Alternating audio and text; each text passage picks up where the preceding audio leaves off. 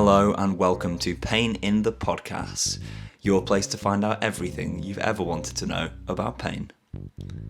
My name's Dr. Joseph Parsons and I'm joined by the phenomenal Don Wigesoria and the wonderful Dr. Joshua Craw.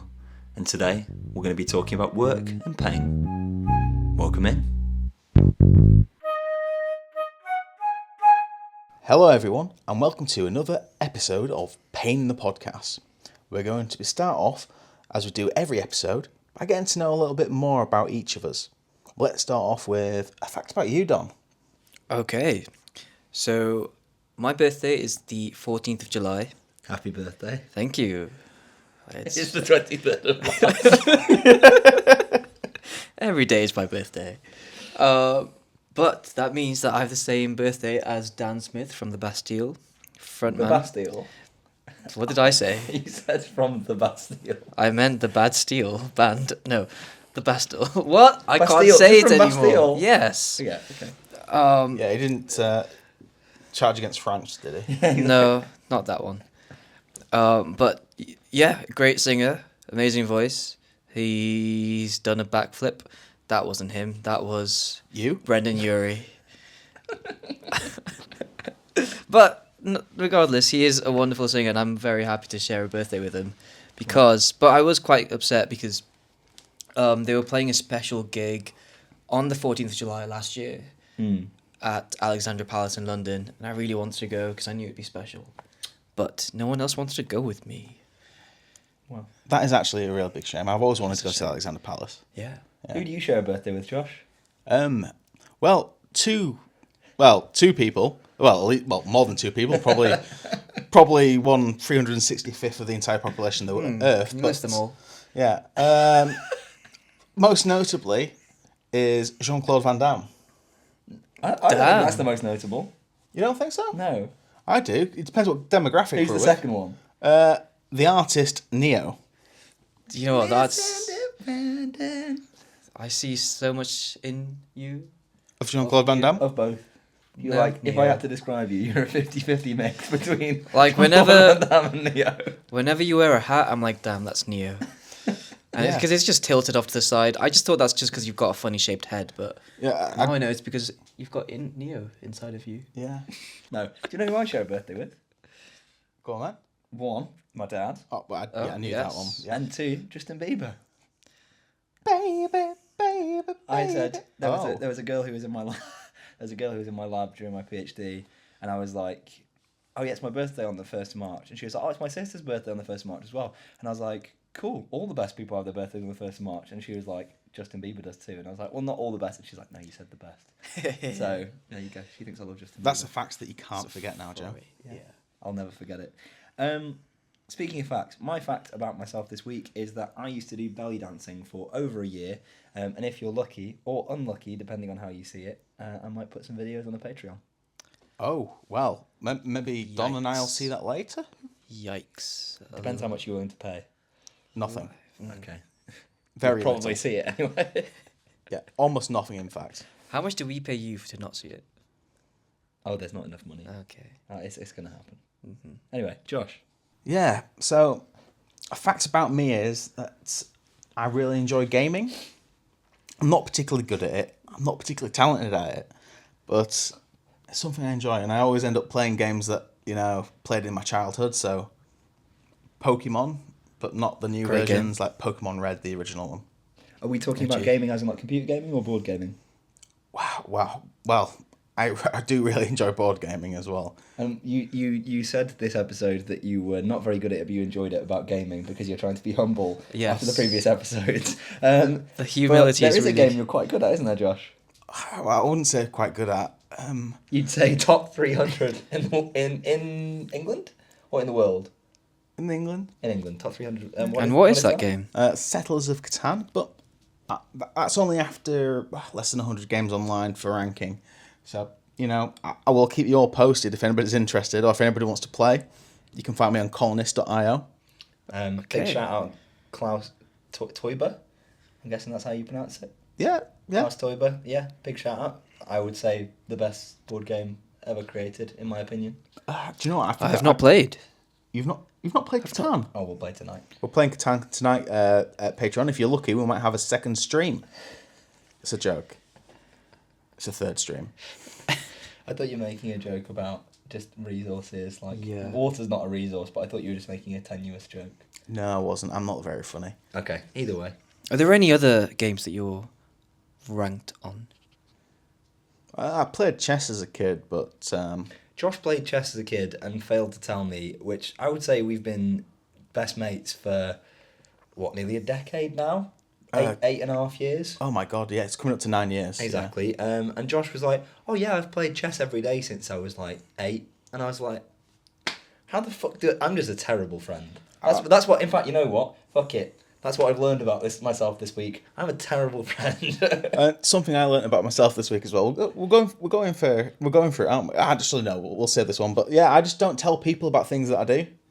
Hang on, you played chess every single day? It wasn't actually 8. It was actually probably from the age of 4. And you've kept that up? No, since? between the ages of 8 and I'd say 22. What? I can't remember the last time I did a single thing apart from breathing every single day. Drive? You drive almost every day. I do almost. That's insane. But that's more out of necessity. Yeah, that's true. Okay, well done. Kudos to you, Josh. Yeah, I wasn't trying to get kudos. As I said, I'm a very humble Very person. humble. We're just trying to make Josh come across. Josh has more entered arrogant his than he humble is. phase. Yeah. So, I mean that was my fact for the week. What have you learned, Dom? What have I learned about myself? I've learned that even though I used to be a chef, I can't make churros at home without getting burned or scarred. Fair. I've tried twice, and both times have ended quite badly. The second time, the last time that I did it, got me these massive scars on my Oh wrist. my god. They're actually really bad. Yeah, they're not great. I can confirm those are horrific looking scars. It might be because Don's skin's a bit of a darker shade, so the scar's looking Very. significantly worse. They're like at least secondary burns, aren't they? Nice. It depends how far into the dermis they've gone. But that looks deep. That does look very deep. I've also got one on my face. Oh, is that what that is? Yeah. I keep seeing these things. I noticed the tooth scar from one of the first episodes, yeah. but I didn't.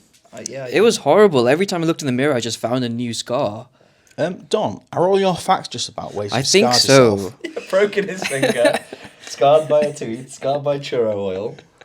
If in doubt, go for the scars. Next week, we'll be talking about Don's emotional scars. We can't cover that. Tune in for that. Right. So on today's episode and the next, we're going to look at pain and work.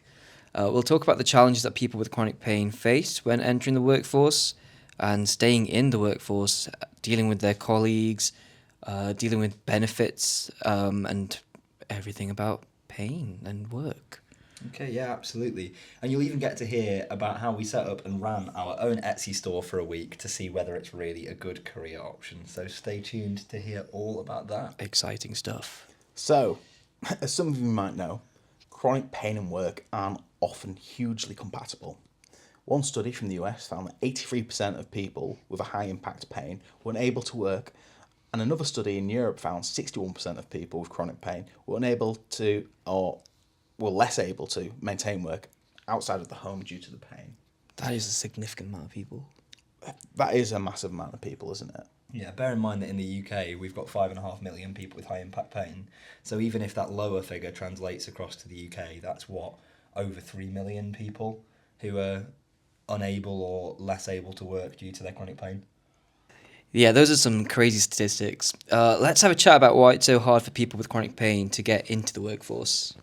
Yeah, sure. I think one of the big things that limits people with chronic pain from getting into the workforce is the unpredictability of pain. So all of us will have known what it's like to have flare-ups of our pain, and that makes it really challenging to kind of keep down a stable 9 to 5. It's like a ticking time bomb. You never really know when you're going to get a flare-up. Yeah. Yeah, I mean, yeah, absolutely. I can go a couple of weeks without having any pain, and then one day I'll just wake up and, yeah, guess what? Surprise, sucker! Mm-hmm. And it's worse for you because you have literally other people's lives in your hands. So it's like for us, we can't go to work. Like, it's not ideal, but hopefully, touch wood, no one's going to die. I mean, I don't see it like that, though. Just me having pain is not any worse than anybody else having pain. It doesn't matter what you do for a living or what you do for work. It's important and it's your life, isn't it? Yeah, true. That's a good point. True. But the reason I guess it worries me more with individuals like maybe working in a medical profession or working in something where there's kind of high risks is the effect of pain on concentration. So there's a study of 2,500 fibromyalgia patients, and they had to rank kind of the most challenging symptoms that they face in their day-to-day life. And they said that forgetfulness and difficulty concentrating were the 5th and 6th most challenging symptoms, and pain came in at 4th. So basically, like, these are some of the things that affect people with chronic pain or some chronic pain conditions the most, that inability to concentrate or be productive. And obviously that's not hugely compatible with the workplace. No, yeah. I can't imagine a job where if you weren't able to concentrate that you wouldn't be able to function properly in. Yeah, I mean, I was talking to Joe about this earlier whilst driving down. Whenever I have a flare-up, it's really difficult to speak. And so there have been some conversations where I've just completely forgotten the name of the person I'm talking to, and I've made up a name, and that's not ended very well. But yeah, it gets really difficult to concentrate when exchanging key information like that. Yeah. So high-risk jobs are possibly even worse. Yeah, I mean, absolutely. I mean, also I suppose you've got the issues of struggling even commuting to work, so even getting to work. Yeah, commuting can be really challenging for people with pain because there's actually a study that shows that if you have to commute for over 90 minutes, it increases your risk of back and neck pain by over 30% compared to someone who has a commute of less than 20 minutes. And so I know that's a 70-minute difference in commute, but for me, to commute at the minute is 5 minutes. And for someone going into London, for example, like I know that Josh, some of your placements in London when you were in your undergrad were a long time longer than that, or you were having to go and stay residentially away from home because there was such a long commute. So it's no surprise that we're all buggered by chronic pain. Yeah, and that was a big issue for me during medical school. I was a very poor medical student, barely able to scrape by. Financially, he means. He was very good at being a medical student. Yeah, oh yeah. Don't get me wrong, I was a fine medical student, and I'm definitely a competent doctor. GMC, if you're listening. But poor financially. Financially, yeah. I for one of my GP rotations I was on, I had to walk an hour and a half each way every day to get to work because I couldn't afford the bus fare. So yeah, if you've got financial strain because you're off work a lot and you're not getting that full pay that you need or the overtime that you need, and then you have a flare and you've got to commute, that's really going to affect it. In fact, I remember reading a study myself, being that in terms of just general happiness, so this isn't to do with chronic pain, this is just to do with satisfaction in a job role, that the further you have to commute, so the longer you have to commute, the less satisfaction you have overall with that job. And particularly once you get to the hour mark for commuting, there's a very significant drop-off in terms of satisfaction. Yeah. I think especially now, like, maybe back in the day it would have been a bit easier when you went to work, you came home from work and you were done. Like, even if you had a long commute, at least you could switch off. But now, like, we've got our emails on our phones, you're expected to be contactable, reachable, working on projects at home, and I think that just makes it so much harder to... I know this is something I personally struggle with a lot, is like separating myself from my work life, and really getting a good work-life balance is something I find pretty much impossible, to be honest. Yeah. And so, like, a long commute combined with the fact that people are expecting you to work even when you're at home, just, untenable. And I think, Don, you did mention that you used to work in the kitchen, right? I did, yes. I too used to work in a kitchen. I didn't. Yeah, Joe didn't. We have a friend who works in actually several. did, actually. No, Oh, I volunteered. did you? Yeah, no, I volunteered in 2 kitchens. I used to work in charity kitchens. So I have actually done proper work in kitchens, but not like these guys. This wasn't stressful chefing. They were actually chefing it up. Yeah, so, Don, like, I always found, because I struggled with back pain, I struggled with knee pain, particularly. When my knee was flaring up, standing in front of an oven, standing, prepping, what have you, the absolute hell that it puts on the joints. It's terrible, yeah. Footwear is key. That's why they emphasize it so much. And even then, you go through them so fast because I was standing up for about, I want to say 13, 14 hours a day. Yeah. 5 days a week. And that's absolutely not abnormal. Like, not anecdotally, factually, chefs have some of the highest rates of varicose veins, even in populations where you don't expect them, such as young men. And being a chef isn't particularly that manual either. I mean, imagine if you're in a really strenuous manual profession. Yeah. Like if you're building or something like that, the being on your feet combined with lifting really heavy weights. Yep. Also, Don, you said being a chef and footwear are really important and like finding that compatibility. Now, I don't know why, but immediately thigh-high boots came to mind. Can you just, in case there's any users good at for home, oil splatters. in case there's any listeners at home who want to know what you should wear if you're going to be on your feet for a long time, you got any advice? Crocs, just Crocs all day. Obviously not the ones with the holes in them because oil. But yeah, Crocs and Birkenstocks do At the same very one on each. Yeah, they have very good chef-focused lines of footwear, and I highly recommend Ooh, those. I've actually got a slightly different recommendation, particularly if you're just standing all day, which is wooden clogs. Now, you Yes. think I'm joking, but Are they slippery though? they're not that... You can get ones with rubberized soles, so So actually... it's they're wood not- on the top and rubber on the bottom. So like the entire sole is just a block of wood, and then you've got the leather over the top. So it's sort of almost like a Birkenstock on the top, and then it's like Is it wood on your feet on the inside? wood on your feet. Okay. Like it sounds stupid, but it really helps to distribute the weight in your feet. People in Josh's kitchen were just like, oh, that guy Josh, he's such a prick. Oh, wait, no, he's coming. Clopping down the corridor. It was hard for you to do your ninja impressions, wasn't it, when you were working in the kitchen and you wouldn't box? It really was. Although working in the hospitals every rotation, so like pretty much every 4 months, I buy myself a new pair of trainers just because they wear out that quickly. Yeah. Any recommendation on trainers? Aren't you? Big pardon, sorry? Any recommendation on trainers? Well, I'm not affiliated to anybody. Nobody's getting any money from this. But No sponsors here. Yeah.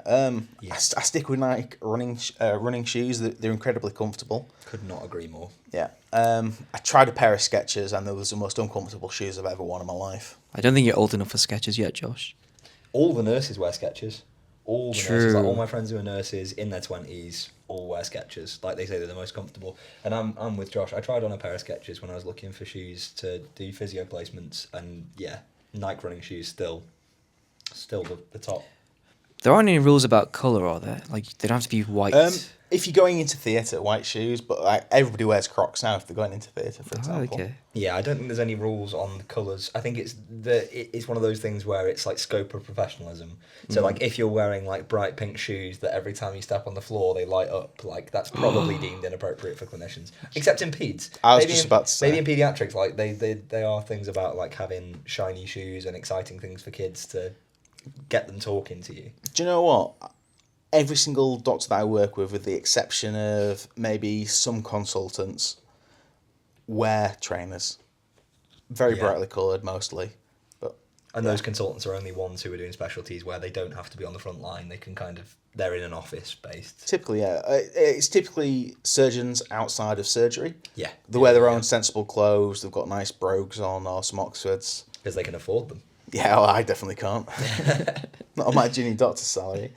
I'm just having to think as well, though, bringing it back to some of the challenges that people with chronic pain face kind of getting into and staying in the workforce. There was a study of employers in the UK, and they were trying to kind of grasp how they feel about people with chronic pain in their own companies. And they said that it was unfair for people with chronic pain to withhold their health status when applying for a job. So they think that if you have pain, that you should have to tell them during your interview, as if you kind of owe it to them, as if it's more important than your skill or qualification for a job. And so actually I went away and spoke to several managers responsible for hiring in different companies about whether they think knowing about my pain would affect my chances of being hired in their company. And so, yeah, here's what they had to say. So I'm higher in publishing, academic publishing, and I generally hire editors for a scientific journal. So when you're hiring a new member of your team, would knowing that someone had chronic pain maybe affect their chance of being hired? So this is a hard question. The first answer is no. My instinct is to say no, and I wouldn't care. I don't think it should, or it does impact the work. But yeah, I think in a more general, if I wasn't speaking for me, people need to know that there are biases there. I think every hiring manager is making a bet, is making a gamble when they choose a candidate. They're trying to work all the information they have and see which one is the least risk. And so, yes, I would be lying if I said it doesn't, but officially and even personally for me, it shouldn't. And I try my best to police that. But yeah. Hi, I am a hiring manager at a large pharmaceutical industry, and I'd like to share some personal perspectives from a recruitment position of hiring someone who lives with chronic pain. As a hiring manager, I have seen many applications of individuals with chronic health conditions, disabilities, or otherwise. Though there may be unconscious bias within hiring managers within the pharmaceutical industry, all applications would be screened through occupational health, and applicants should have the support that they need through an occupational health assessment and the support in place should that applicant be successful in the recruitment process. But like I said, there could be unconscious bias from hiring managers, probably due to the lack of awareness of things like chronic illnesses or disabilities. Currently working with one hiring manager at the moment, and working in the pharmaceutical industry, we work a lot with technology and development. They, as a hiring manager, specifically look for people who have diverse backgrounds or have things like chronic health needs or disabilities, because from his perspective, they bring a different type of thinking into the role. So my colleague actively recruits and actively looks for those with different backgrounds and different inclusion needs to bring them into the company as they are better innovators within the department. Recently, I'd been involved with a recruitment programme where a candidate came forward who was a wheelchair user. Though they were unsuccessful in the recruitment programme, it actually highlighted a lot of gaps in our accessibility across the floor plate of the building. So, for example, fire doors that didn't have assisted access, so would have been unable to be pushed by someone who was a wheelchair user. These highlighted a few gaps that we have in our procedures at the moment. So should the candidate have been successful, measures would have been put in place with occupational health. But as it stands at the moment, nothing's been done in a proactive nature for those that might need assistance. So in summary, hiring someone with chronic health issues or living with chronic pain shouldn't be an issue. There could be some unconscious bias from hiring managers on the point of application, but adaptations would be made with occupational health once a recruitment process had been complete. So there wouldn't necessarily be any proactive support ahead of hiring someone, but should an individual be hired, that support would be in place once entering into the industry. And I had a few managers who said that they weren't happy to have their voice on the podcast, but they wanted their message to come across. So one individual who was responsible for hiring in the civil service got in contact with me and said that within their department, they actively will screen for patients with chronic illnesses, and they will take them out of the recruitment process before considering anything else about their application. So if there's any evidence from their application that they might have chronic illnesses, or from sort of any references or anything like that they go and check, they will remove them and they won't interview them at all. Now, I have encouraged this individual to whistleblow, but obviously that's quite challenging with their job. So, but it's amazing to see that government organisations are still avoiding hiring people because of chronic health problems. And then two other managers that I spoke to as part of a research project I'm involved with basically said they don't feel they've got the tools right now to support people with chronic pain properly. And so it's not that they're actively trying not to hire people with pain, it's more the fact that they don't know sort of what to do in order to give them the right level of support. And so they admit that there probably is an unconscious bias coming into that, because they don't want to have to address some of the lack of preparedness that they've got for someone with chronic pain to come into the workforce in their organisation. Yeah, as you can hear from that, like these managers, there is an impact on kind of the hiring procedures for different companies, and having chronic pain does affect that, and so it is a huge barrier for people entering or re-entering the workforce. And so to kind of think about how we can circumvent this and overcome it, we looked online for advice about the best jobs for people living with pain. Yeah, and one of the largest careers websites in the world, they've listed 15 jobs for people with chronic pain, and the top recommended job is a photographer. I think that's quite a good suggestion, but there are a lot of problems with that as well, as benefits, of course. Yeah, I mean, people who want to do photography, I suppose, there's not that much exposure out there, really, to that profession, is there? Anyway, funnily enough, one I of the completely jobs... missed that. Yeah. Exposure? Come on. Yeah. Hopefully the audience are a bit more highbrow than Don, because... Anyway. Funnily enough, one of the jobs they do suggest is to be an online doctor, providing remote medical advice via video call. They fail to recognise that it requires 7 years of training before you can do this job. Yeah. It's crazy that they put something so short-sighted on their page. And another top hit on Google suggests people with pain could work as therapists. Again, requiring years and years of training. Yeah, it's kind of... It's a little bit shitty for you as a doctor or as someone else as a therapist to be kind of undersold like that, as if it's easy to just become an online doctor. At least legally, it's not that easy. I mean, there are some areas of medicine where it's a lot easier. For example, not necessarily over the phone, but like radiology, for example. Yeah. You can sit in a nice comfy office with some nice computer screens, not having to do much physically, so that's a good option. But you do need 7 years of training still. You can't avoid your medical degree. Well, you got your medical degree, which is between 4 and 6 years. You've got your 2 years of foundation training, and then in the UK, I think it's 6 years for radiology training. So what's that? Anywhere between 12 and 15 years. Yeah. Before you become a consultant, anyway. Crazy. Do you want to know what came in at number 4 on the top 15 list? Let's hear it. Spa manager. May I ask? Yeah.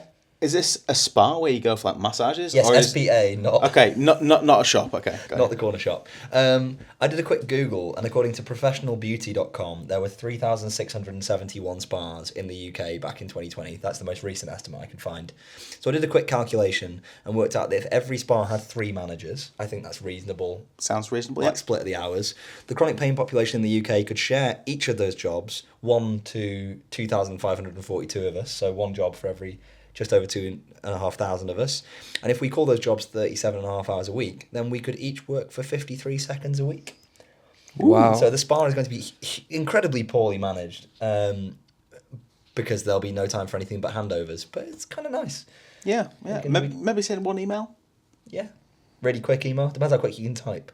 I hope this email found you well. Oh, sorry, I'm leaving. Bye. Now, there are a few jobs on these websites which might fit someone with chronic pain. A lot of them suggested some sort of web development role. Now, that does obviously require a lot of work, but you can learn how to do it from home and pick up skills for free online. YouTube.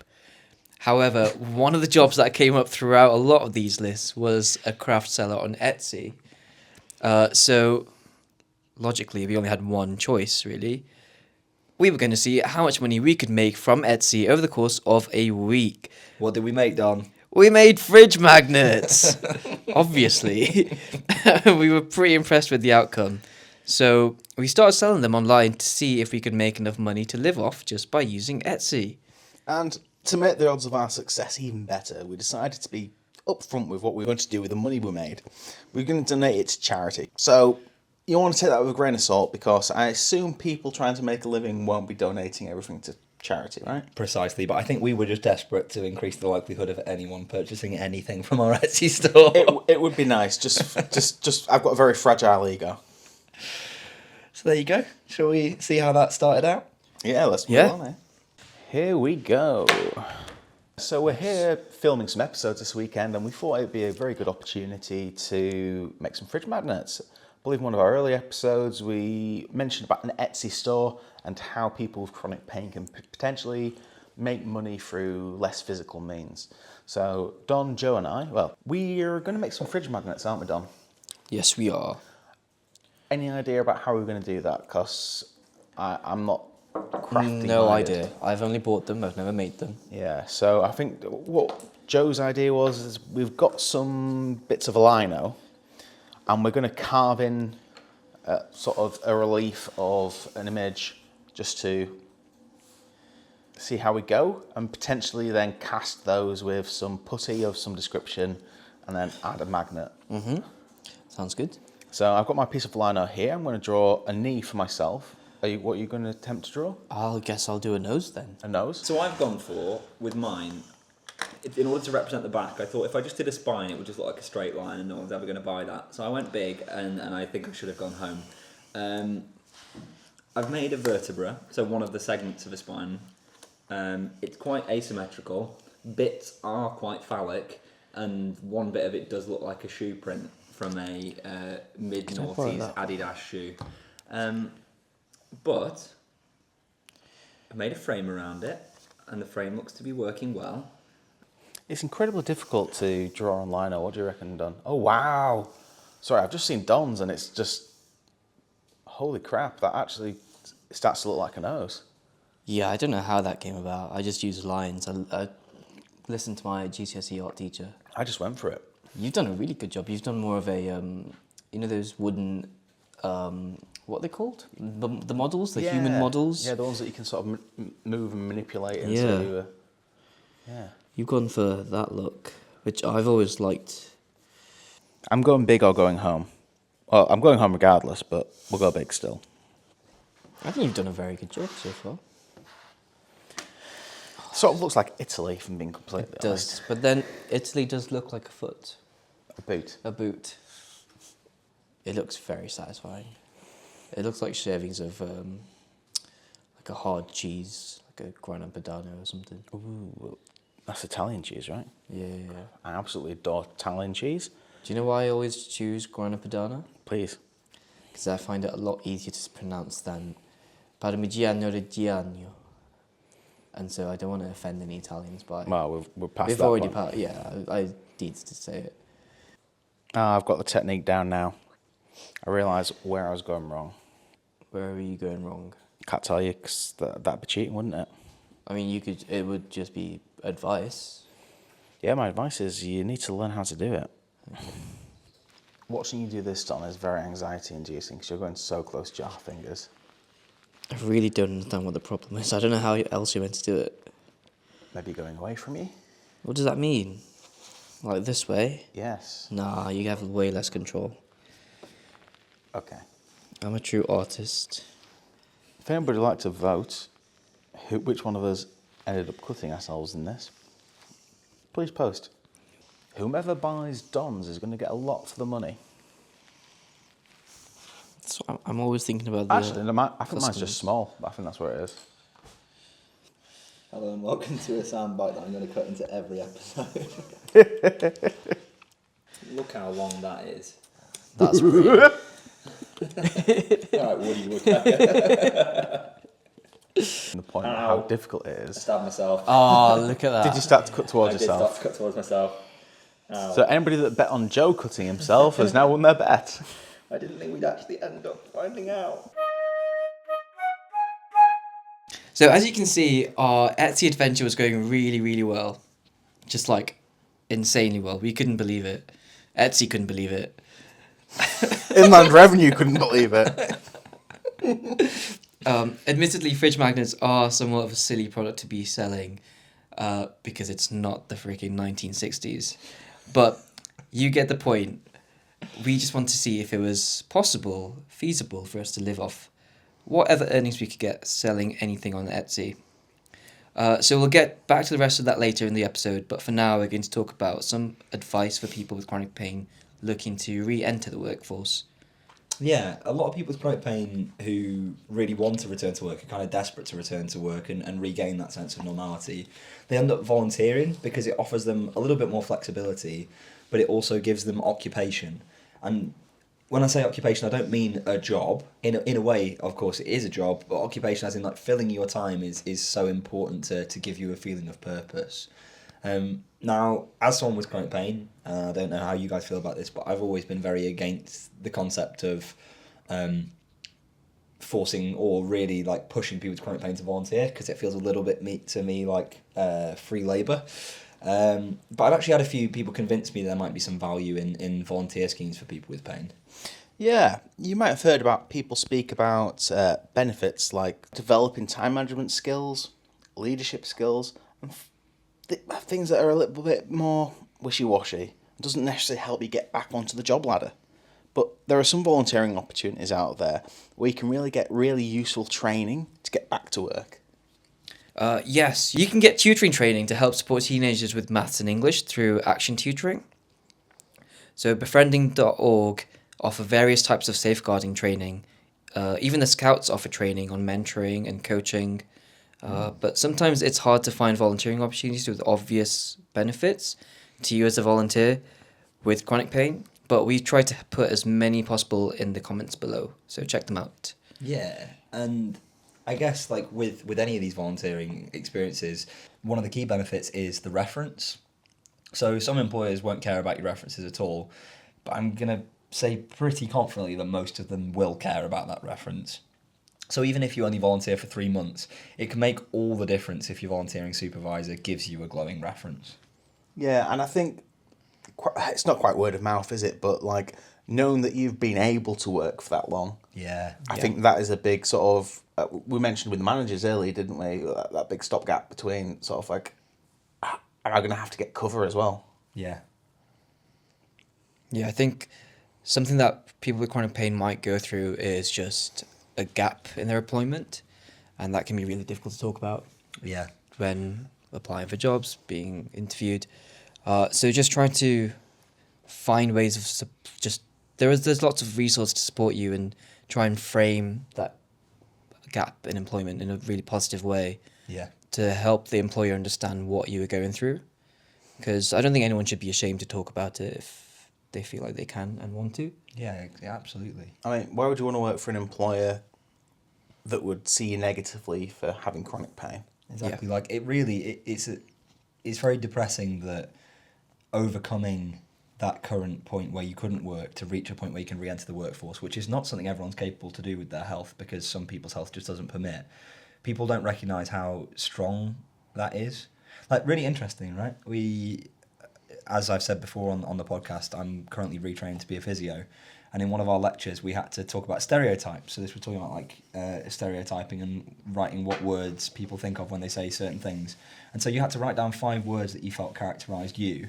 And then people would say the word that they thought of when they read it. So I love dancing, as you probably heard from the belly dancing thing and from the raw prawn that I won in one of the previous episodes. I wrote dancer, and this guy obviously wrote gay. So I was like, cool, whatever. It's an interesting stereotype. I don't know why it persists so much. Like, I don't know why that has anything to do with enjoying dancing. But either way, I wrote chronic pain as one of the defining characteristics about me, because I think it is. Like, it's defined what I want to do as a career. Never shuts up about it. Yeah, I won't fucking... Yeah, well, I'm here, won't I? I won't shut up. And he wrote weak as the stereotype for chronic pain. And he asked even before this, he was like, should it be what we think or what other people think? And I was like, no, what you think. And so this guy is straight-faced, sat next to me gone, yeah, people with chronic pain are weak. Got a lot of courage. I'd argue that people with chronic pain are a lot stronger. Exactly, and this is my point, is that with this whole returning to work, like, people don't recognise the strength that takes. Even getting to work in the first place, like, if you live with chronic pain, like, the fact that Josh has made it to be a doctor, despite living with chronic pain, like, is just absolutely phenomenal. The fact Don managed to do his psychology masters, despite chronic pain, like, again, it doesn't get the praise it deserves. And we're not here to give ourselves all pats on the back. Like, we're actually really lucky with our chronic pain that it doesn't dramatically affect our day-to-day function. But for some people, it's so much worse, and them getting into the workplace is just, like, unparamount success. I think it shows a certain level of grit and determination that your standard applicants maybe haven't shown. Yeah, it's just kind of like a hurdle just popping up right in front of you out of nowhere. Yeah. That other people just walk straight past and you were just tripping over it. Well, that got dark. I mean, I don't think it is dark, Don. I think it's a subject that needs to be broached, and I don't think we'd be servicing our people who are listening to this podcast well if we didn't talk about those Yeah. facts. Yeah. It's very easy to paint a rosy picture of, oh, we're going to give you some tablets and everything's going to be great. But, I mean, the ultimate fact of the matter is that for the majority of people, that's not the case, is it? Yeah. Yeah. Yeah, we do try to keep this podcast light, but there are certain moments where we just need to talk about some stuff that we don't get to talk about in our daily life. Well, absolutely. I think there is sort of a taboo as well at work about talking about chronic pain. 100%. Even in a fucking hospital. Even in a like the hospital. place where you'd think that people would be most comfortable talking about healthcare. Yeah. Yeah, it's still taboo. I've got a bit of a joke. It's not a very good joke, but Go on then, knock. what do you call a nurse with a bad back? I don't know. Unemployed. But you see my point. The fact that that's a joke that I'm guessing you didn't make that up. I did, in fact. Oh, you did? Okay, that's rubbish. He's so good at making jokes. It's from Nurse Jackie, which is an interesting. I wouldn't even call it a sitcom. It's a drama, isn't it? Yeah. But I mean, the fact that that is a joke that gets used, like already, that's kind of in the zeitgeist, so to speak, is just kind of crazy. That. To be fair, I think that could apply to a lot of other professions as well. Yeah. Yeah. Chef. Oh God, yeah. You'd just be called weak Yeah. or unemployed. And it's part of the culture, isn't it? Yeah. It's just like belittling people who can't Yeah. physically.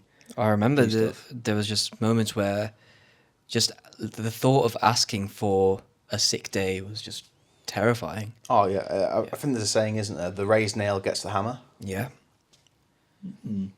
Never heard that before. That's interesting. Yeah. Okay. So we've spoken about volunteering as a potential step on the journey of getting back into work, but unfortunately, that's not the magic solution. Dame Carol Black, an expert advisor on Work to Public Health England, and author of an independent review on disability, chronic pain, and the workplace, said that when thinking about employers hiring or rehiring people with chronic pain, the way you'll get an employer to take an interest is, does it meet the bottom line? They won't do it because it's nice, soft and fluffy. Does it meet their bottom line? Will it add to their productivity? Will it give them a return on investment? That's what their finance directors ask. So a lot of supporting people back into the workforce comes from the company doing something about it. Yeah, so that's why it's really important that people with chronic pain know their rights. So we're actually going to close out today's episode talking about your rights in the workplace to ensure that you don't get exploited, abused, or anything else from your employer, for that matter of fact. But in the meantime, let's check in and see how our Etsy adventure is getting on. Update me. What's been going on? So I started on a leg. Yeah. Oh, you're doing quite a deep knee. Yeah. Oh, that's cool. Yeah. So it's going to be like a Yeah, swollen 3D knee. knee. Oh, that's amazing. That's what I'm hoping. Have we reached the point of regretting doing fridge magnets yet? No, not yet. Not yet. Not yet. Okay. I'm really worried that this is going to look very phallic in multiple directions. I think every curve I do is going to look very phallic. Yeah, that's quite a risky one. But I think you should still go for it. I think Joe's has the potential to be the best, but not with how he's done it or how he's going to execute it. It's very lopsided. I'd be very worried if my vertebrae looked like that. Maybe that's why you're in so much pain, Joe. I don't know about you, but I'm feeling very sort of soothed from doing I this. feel very calm. Yeah. Do you feel any pain, Josh? Yeah, I do. My back's starting to hurt a bit, actually. Okay. But that's just because I've been sat still for too long. God bless any of you that do buy these. The workmanship, the effort that's gone into it is very good, but the craft is poor. But please buy the magnets. All the profits going to charity. They'll be very rare. If you guys were actually going to be making an Etsy product, like rather than doing it as a team, obviously we've done this as a team because it's something that was feasible for us to do, and people might take pity on us and pay the very small prices that we'll be charging for these. £600. We're doing it by auction. Anyone, £1,000? Anyone to start bidding? £1,000? £1,000. But what would you guys make if you were going to do your own? If you genuinely had to be a craft seller on Etsy independently, what do you think? One, what do you think you would do? And two, what do you think would be most financially viable for someone with pain to do? Oh, are you asking us or the audience? No, I'm asking Oh, you. right, okay. What I would do is badges. Badges Badges. of. Badges. At first, I thought you said badges. To be fair, so. No, I'd maybe go for like name badges. As in like, just name badges. Yep. But what's your unique selling point? Or do you just think you'd be good at making them? You tell me your name. It's not your real name. No, because a lot of people in the NHS, for example, they don't get proper name badges, like the nice ones. So I'd make those. A couple of magnets on the back, bish bash bosh. What do you think would be the most financially viable? Because no offence, no one's going to do that. Oh, right, okay. Offence taken. There's already people providing name badges, so it's a hard business market to cut into. What do you think for someone with pain would be the best option in terms of crafts they can do? If we were genuinely trying to make this our livelihood. I'd maybe go for maybe like embroidery. Okay. So like you can maybe make like obviously greeting cards are a big market and it's oversaturated, but you could have little embroidered cards for like special like christenings and what have you. So it's like it'll last more permanently. Exactly, yeah. That's really cute. I like that. What would you do, Don? First of all, what would you choose to do, and then secondly, what do you think would be your most viable? What would I choose to do on Etsy? I think I would do something shoe related. As in Oh, like shoe art. shoe art. Cool. Oh, you could do like Crocs sort of accessories. Or Crocs accessories. Yeah, they are kind of cute to be fair. I don't like Crocs, but when people have the accessories on, I do quite like it. There's a guy called Kofi Josephs who is really an all-round savant. He's a professional basketball player. He runs a mental health charity, and he also does shoe art and basketball art as well. So he'll do custom basketballs. And if you find him on Instagram, he's so talented. Like, his shoes are amazing. If anyone wants to buy me a pair, it is my birthday coming up. It is. And I'm not suggesting Don or Josh, I'm suggesting you, listeners at home. Do you know what I think would be my business model? Please. Wedding arches. Like Captain Raymond Holt. Does he do that? It's all about the balloons. Oh, no, not balloon arches. I remember the balloon arches. No, actual fake flower arches. Because I've been trying to hire one myself recently, and it's like a minimum £250 a day. And then you get them back, and then you can rent them to someone else. And that feels What? like You don't even give them to the customer? Obviously not, because then you'd have to buy more. Are these fake flowers? Fake flowers, silk flowers. So, for those of you listening during the episode, Pain in the Podcast is a passion project for the three of us. We all live with chronic pain. We all care a lot about having pain become a subject that's more spoken about, and hopefully you being here and listening is doing your bit, and hopefully you're going and telling your family, friends, and anyone who will listen about this. But Pain in the Podcast is not particularly a profit-making venture, shall we say. It's the opposite. It's quite the opposite. It is a bit of a money pit, which is fun. But A money pit. the only problem, a money pit. The only problem with that being a money pit is that it can mean that we make some financial decisions sometimes that are relatively cheap, such as only buying one lino kit. So we only have one carving tool. So we're actually just having to take it in turns to cut things out, and I have been rather hogging it for quite a while. So this process that should have been relatively quick is becoming quite a long process.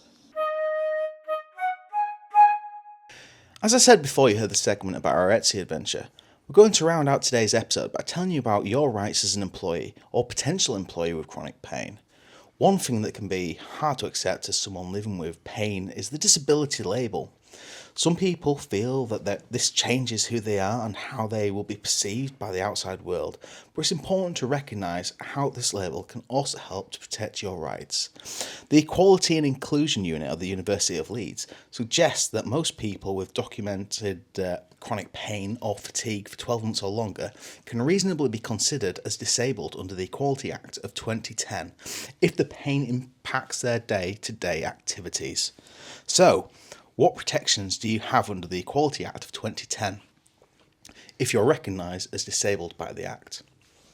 So, yeah, we did a lot of reading.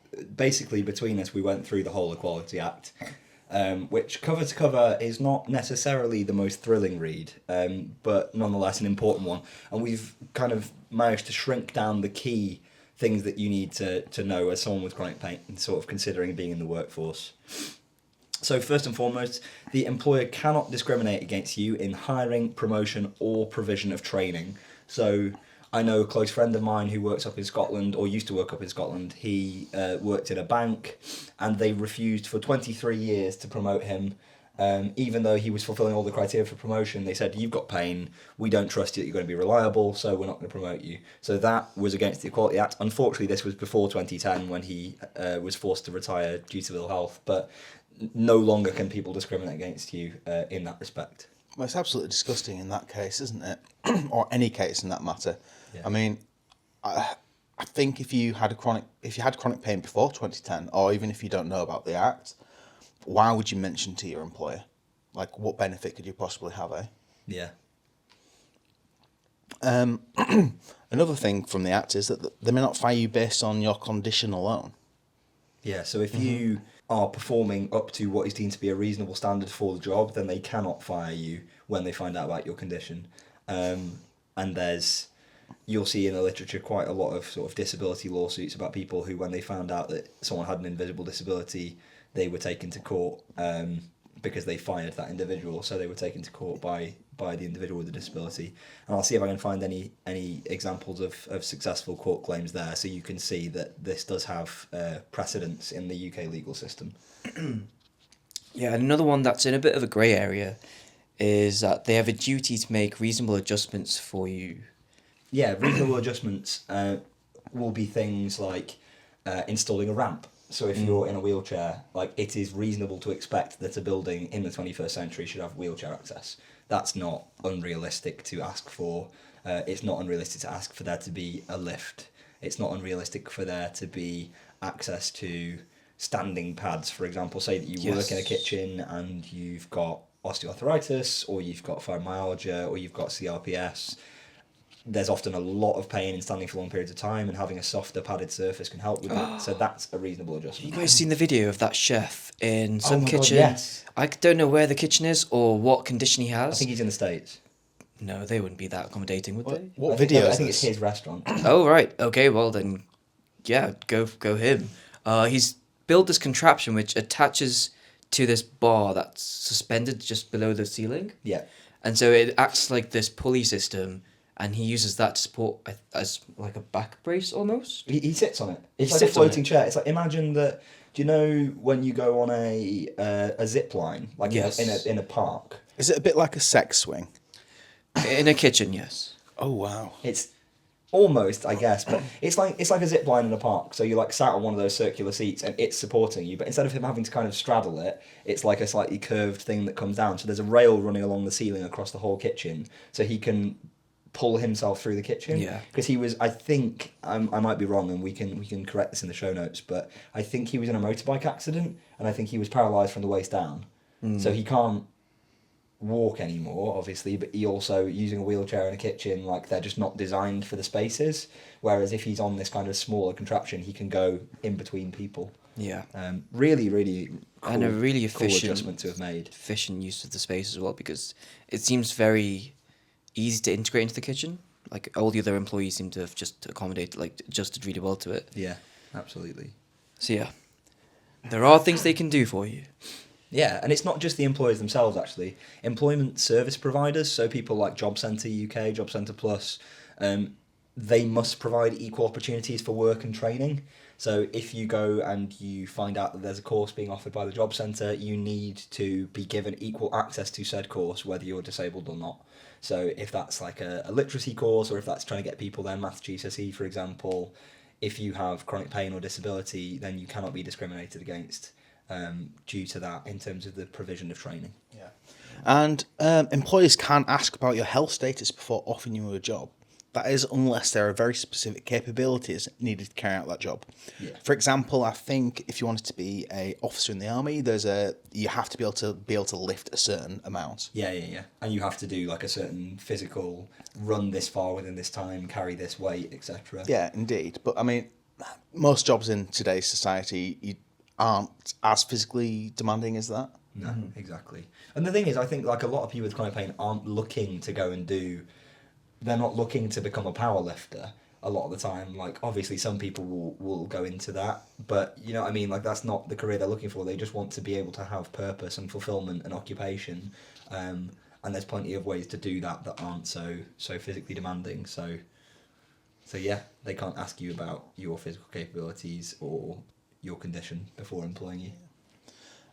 We've made a real point of putting a post on our social media with a summary of your rights as someone with chronic pain looking to enter or re-enter the workforce. We want to make sure that no one with chronic pain is exploited or discriminated against. And so with that, we come to the end of part 1 of our episode about work and pain. We focused today on some of the major challenges people with pain face when looking to enter the workforce. We've looked at volunteering opportunities, and we've looked at your rights under the Equality Act of 2010. Next episode, we'll be digging into some research that's looking to help keep people with chronic pain in the workplace and improve their relationship with their colleagues, and we'll be talking about the B word. Bitches? No, bitch, benefits. We want to talk about this as it can be a real minefield, and for people living with pain. But until then, let's wrap up today's episode with our book review. But first, Egyptian laxative of the week. This week, it's dates. Dates. The fruit? I don't fruit. get many of those. Yeah. And as with every week, can you guess where they put it? Is it in their mouth? No, it's not in the mouth. Is it in their poop chute? Yes, it is in their poop chute. That's the ancient Egyptian laxative of the week. This week it is dates. Oh, God. Yeah. And so for our book review this week, we will talk about... I was planning on saving this for... Hold on, are we just skipping over the date thing?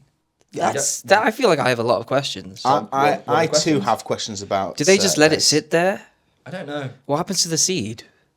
Oh, you grow a date tree inside. Oh, you... Maybe. Oh God. Yeah, maybe it grows a tree, and the tree then sucks all the pain away. Yes. I do think it was just an enema rather than a pain treatment, but you know. Probably was an enema known to the ancient Egyptians. Either way.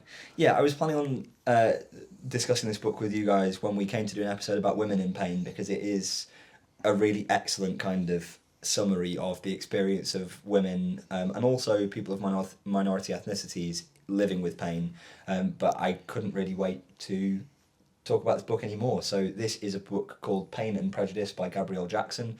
It talks a lot about female-specific pain conditions, so things like endometriosis, adenomyosis, and it is really the most phenomenal kind of book to shed light on the experience of being a woman living with pain. I've had the privilege in the past to interview Gabrielle, the author. She lives with endometriosis herself. She did a great series in The Guardian a few years ago about endometriosis, and she's now working for The Guardian over in Australia.